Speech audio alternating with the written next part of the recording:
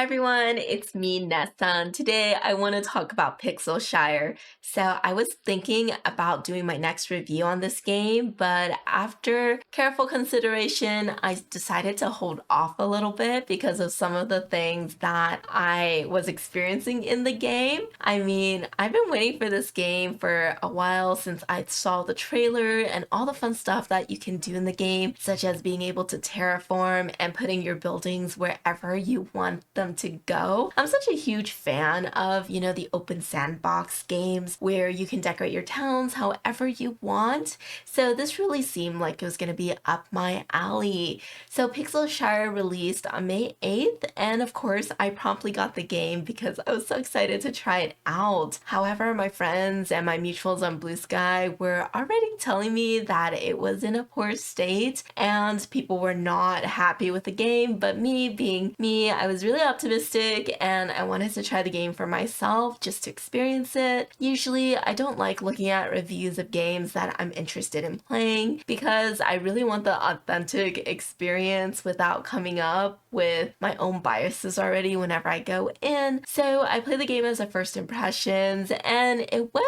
pretty fine as far as I could tell. The game did seem rough around the edges, and there were instances of an item description hovering longer than it should have, but it went away when I opened the inventory and hovered around the item again. There was also a instance where I couldn't complete a quest to plant rice seeds because I had previously bought out the store's inventory and the person didn't restock until the next day. So I had to go to sleep and then continue my quest at that time. The developers already released a statement about the state of the game on May 8th after the poor reviews came out, and they put out some common solutions to bugs. But from what I read, and I did read this before I started playing because I wanted to see if there were anything major that I should be aware of, it didn't really strike me as buggy from what the stuff that they put on it. For example, they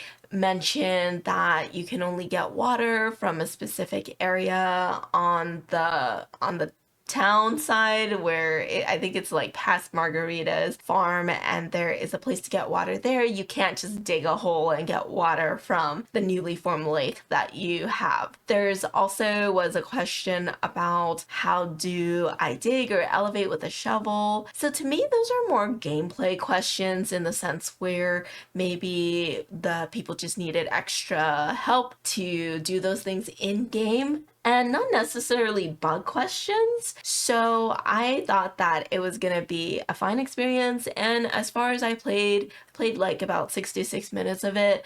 Overall, it was okay. So I put the game down for a few days while I was getting my review ready for another game, and then I recently just jumped back into it last night, and I definitely started to see more bugs and how unpolished the game was on that second go around. For example, once again, the item description bug came back, and it seemed like it was more recurring than before. One of the quest NPCs also got stuck in the wall of his house during my playthrough, and I couldn't move forward with the quest because he didn't leave his house and I couldn't talk with him without exiting, and it was just a whole thing. So I'm kind of stuck there where I can't do this quest because he's just hanging out in the walls. I also really started to notice that the targeting in this game is really bad. In the first hour, I thought it was a skills issue on my part, like I was still learning the game, I wasn't used to the controls. However, it became really clear that it wasn't me. I was struggling to water since the target area would not register where I was facing, or I would suddenly water 3 spaces at once. I tried terraforming next to my crops, which in hindsight was a really bad idea since my character ended up digging up all my plants that were next to the area I was targeting, and I just hated that I planted these crops and then now I had to go out and get new crops, especially since the inventory of crops in the shop are so limited. Also, I started to hate whenever the screen shook as I was chopping down trees or mined rocks. In my first hour of playing, this wasn't too big of a deal, but as I kept playing, it became so difficult difficult for me because the screen was shaking non-stop from all the resource gathering that I was doing. So I was getting a little bit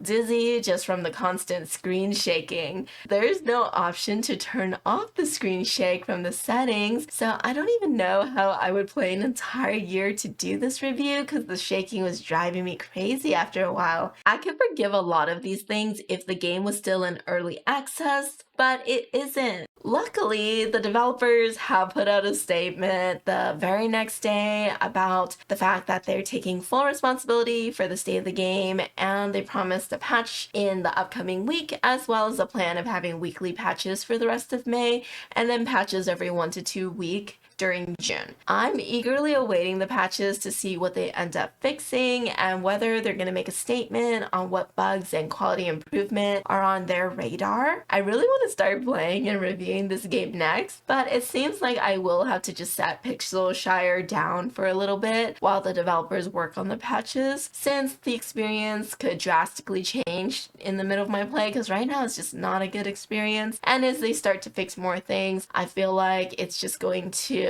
be too much influx if I do review during this time. I'm just gonna hold off. Of course, this is really promising that the developers have stated they're gonna fix the issues and they're dedicated to improving Pixelshire, so I'm really hoping that they deliver on this. That's the big update on Pixelshire. Have you played it yet? How has your experience been? Have you encountered any bugs, or has your playthrough been relatively stable? Let me know in the comments what you think about the game so far. Thank you so much for all of your support, and of course, if you like what I do and want to see more, then please consider liking and subscribing. Until next time, I've been Vanessa, and you've been awesome. Take care. Bye.